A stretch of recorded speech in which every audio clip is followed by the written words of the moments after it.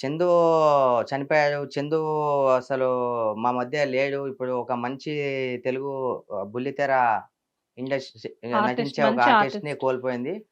చందు అయితే చనిపోవడం చాలా బాధాకరమైన విషయం అండి. హ్మ్. సరే ఇగో ఒకటి చెప్తా అండి.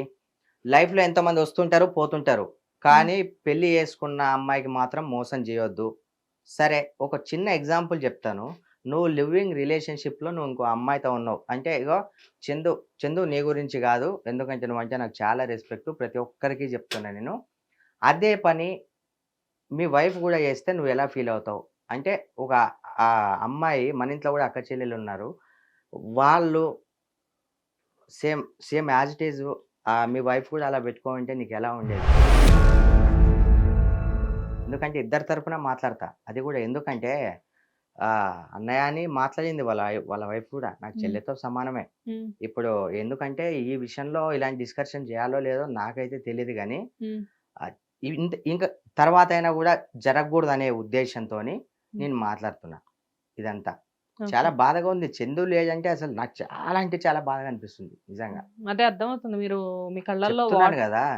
చందు లేడు ఎందుకంటే అవి చాలా బాగుండేదండి. మా ఇద్దరి మధ్య మంచి బాండింగ్ ఉండేది. ఎక్కడ కలిసినా చెప్తున్నా గదా!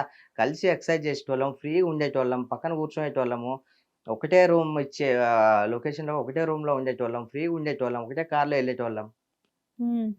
ఒకటే కార్‌లో ఉండేటోళ్ళం. హ్మ్. నిజంగా.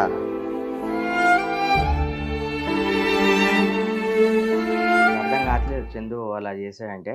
యాక్చువల్‌గా నాకర్థమవుతుంది. మీరు చాలా పెయిన్ ఫీల్ అవుతున్నారని జెప్పి. కానీ ఇక్కడ మనం కొన్ని క్లారిఫికేషన్స్ తీసుకుందాము. మీరంటున్నారు గదా! చందు గారు ఇలాగా లివింగ్‌లో ఉన్నారు అంతవరకే ఓకే. బట్ ఆయన ఇప్పుడు ఆవిడ పవిత్ర గారు ఎప్పుడైతే అలా అయ్యారో ఇమ్మీడియేట్‌గా వితిన్ 4, 5 డేస్‌లో ఆయన ఆయన ఇన్‌స్టా ఫాలో అవుతూ ఉండే ఉంటారు. అవునవును. అవును. ఆయన నేనొచ్చేస్తున్నానమ్మా వెయిట్ ఫర్ 2 డేస్ అని జెప్పేసి అట్లా పెట్టారు గదా! పాప అది ఇది అని చెప్పేసి.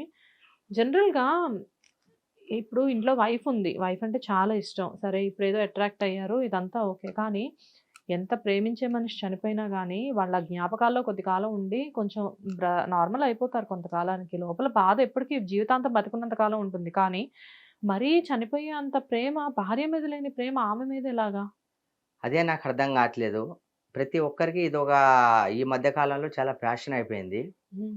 ఇప్పుడు భార్య దగ్గర లేనిది ఇంకో ఆమె దగ్గర ఏముంటది? ఒక చిన్న విషయం. హ్మ్. ఆ!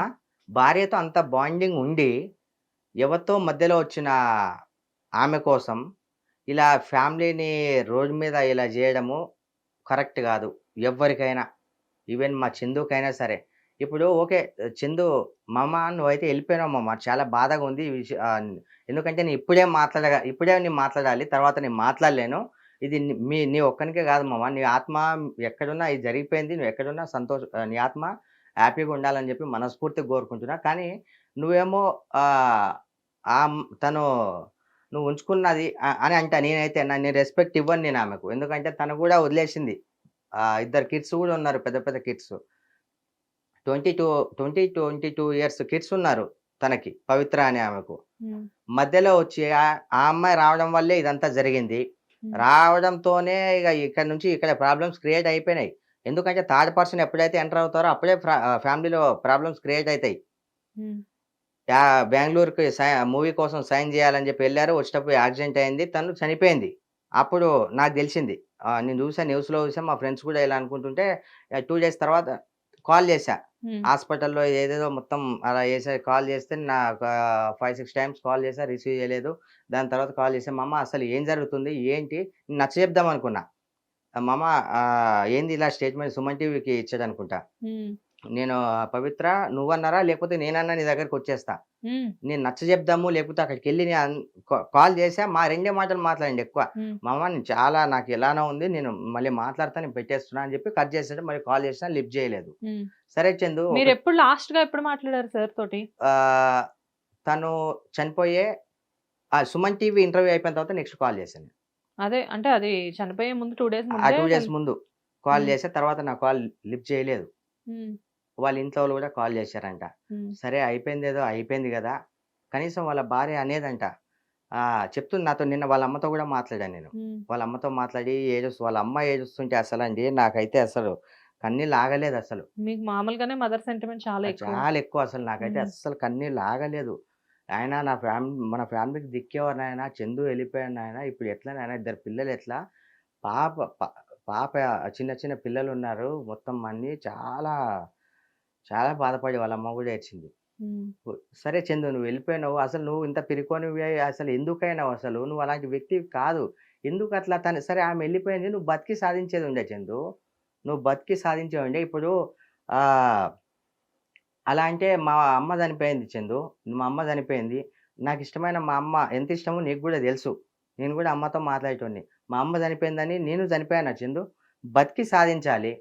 మధ్యలో వచ్చింది. మధ్యలో ఎళ్ళిపోయింది. నువ్వు బతికుండాలి చందు. ఇప్పుడు తననొదిలేసారు ఆళ్ళ ఇంట్లో వాళ్ళు. కానీ లివింగ్ రిలేషన్‌షిప్‌లో నువ్వు ఉన్న తర్వాత గూడా చెల్లె నీకు ఫోను జేసింది. కనీసం పిల్లల కోసమైనా ఇంటికి రా అని. కనీసం ఇంతన్నా జాలి కలగలేదా? పిల్లలనన్నా జూడనీకి రా అని జెప్పి అన్నది. ఇది ఆమెకు గూడా చెల్లెకి గూడా తెలుసు ఈ విషయం. అప్పుడు గూడా నువ్వు వెళ్ళలే.